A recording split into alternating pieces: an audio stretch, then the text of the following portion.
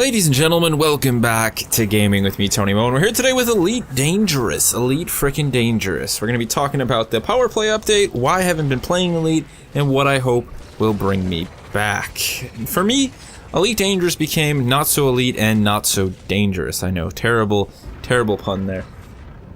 But honestly, it didn't. I just didn't have a reason to play the game anymore. Even after the increases to currency in 1.2 with the Wings update, yeah, I was making more money, but I just wasn't having as much fun. Don't get me wrong, it's still a wonderful place to be. I love the flight system, I love flying in the game, and I love engaging in combat, but I wasn't able to do enough of those things frequently enough in a setting that I found enjoyable. And that was kind of why I just stepped away from the game. You know, I wasn't even able to make enjoyable content. If I'm not enjoying the game, the content that I make is most likely also going to be not very enjoyable. In fact, the only time that I've actually spent with the game as of recently was playing the training tutorials, because I found that there's a couple missions in there, including this Lacan ambush that you're seeing, to be quite fun, and I wish things like this happened more out in the open world of Elite. However, hopefully we'll be seeing some huge changes coming to the game with the start of the Powerplay beta that is going to be launching on May 20th. Now, the big thing about Powerplay, it's doing a lot of different things. We'll talk about some of them, but the hugest thing is the introduction of these factions, the ability for players to shape the boundaries of the galaxy map by interacting with different factions in the game, doing missions for them. Of course, a big part of that is the revamped mission running system, hopefully making those of us who want to run the missions and engage in the PvP or the PvE components of those missions, you know, giving us a bigger reward and just making these missions more exciting. But the big thing really is the ability for the players to shape the boundaries of the galaxy map. Now, what this could possibly do is finally start to create low security, high security areas, safe zones for different types of players, places where pirates can be safe and not have to worry about the Federation, and vice versa.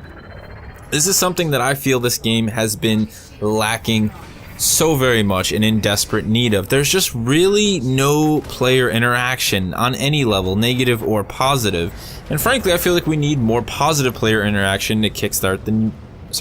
I feel like we need more negative player interaction to kickstart the positive player interaction. There's really no one engaging in PvP, and there's really no reason to be a pirate other than just for the sake of being a pirate. You don't really have many places to actually hide out. It limits your ability to go to a lot of the stations to pick up missions. It's not a very well balanced and designed system currently. Hopefully with the ability of these factions, you finally have a reason to be a pirate, to go out and do bad things, to assist other bad people in doing those bad things, and to have it actually have an outcome and an effect on the map and the boundaries of the game. That's really exciting. That really is genuinely exciting. I really hope that that system is a bigger change for Elite than it seems on paper, because on paper it just seems like, you know, we got some factions, and right, but this is an opportunity to genuinely shape the way the galaxy works. You know, to take what something like EVE Online have. EVE Online has these established security zones, right? Us as the player, we're going to be able to designate these security zones, and they'll be able to change over time. Some of these Powerplay members, these AI characters in the universe of Elite that we'll be able to ally with, they might die. They might die off, and power might fall out of their hands and be transferred to a different party. I mean, there's just opportunities for these boundaries to be ever-changing. That is a really exciting system. That's something that can bring me back alone. But deeper within the Powerplay update, there's going to be huge improvements, as I said, to the single player, the mission running component of the game, not really the single player component of the game, but the, you know, mission running. They want to make it actually rewarding for players, and they want to make it more interesting. And a part of that is, again, the implications that you have of allying with these different Powerplay members.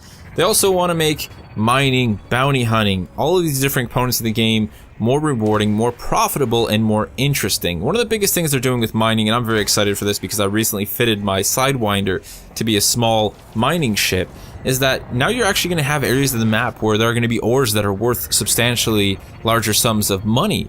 But those areas could be pirate controlled. You know, they could be controlled by AI pirates, making it actually dangerous, you know? Living up to that name, Elite Dangerous. You know, I want a reason to be afraid when I'm out mining in some low security area and thinking to myself, dude, this rock is worth a lot of dough, but I've got to watch my back. Who the hell just wants to point a laser at a rock and then fly back to base and call it a day? And that's really what a lot of Elite has been right now. I mean, when have you ever seen footage of this game where there's actually a group of players, or AI for that matter, that ambushes a trade convoy? There's not even a reason to fly with protection in something like the Lacan right now. They're better off just slapping a couple turrets on it. Maybe once in a while an AI will show up. There's just not enough player interaction going on, and I think that this system, this security system that could be spawned from these different boundaries and all of this stuff that's being implemented in this Powerplay update could finally lead to situations like that. I want a reason to grab 2 guys in a wing and go run an assault on a Lacan transport that we recently tracked, you know, that was running mining operations and is carrying a boatload of really expensive ore.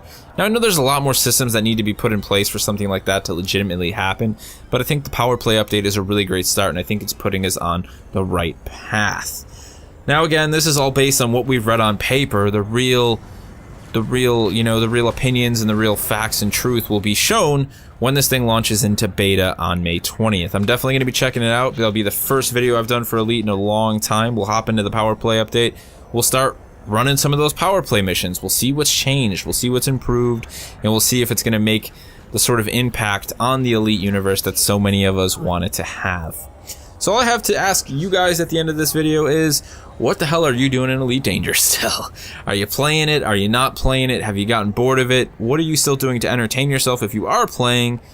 And what has you most excited about the Powerplay update? What are you going to go out and do with all these changes coming to the Powerplay update? Are you going to start mining? Are you going to start running more trade routes? You know, what has you stoked to come back to Elite with this update? Let me know down in the comment section below, and I'll see you in the next one.